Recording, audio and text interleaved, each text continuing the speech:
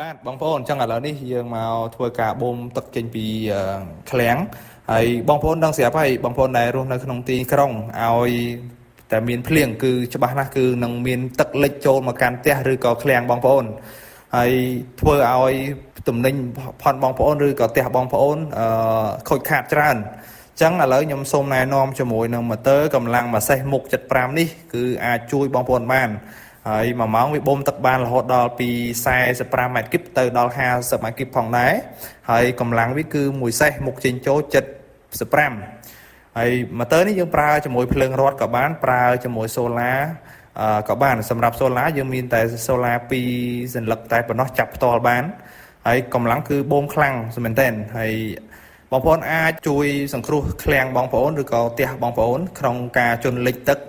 ចឹងបងប្អូនចាប់អារម្មណ៍បងប្អូនអាចសាកសួរព័ត៌មានបន្ថែមឬក៏តម្លៃជាមួយនឹងក្រុមការងារយើងបានសូមអរគុណ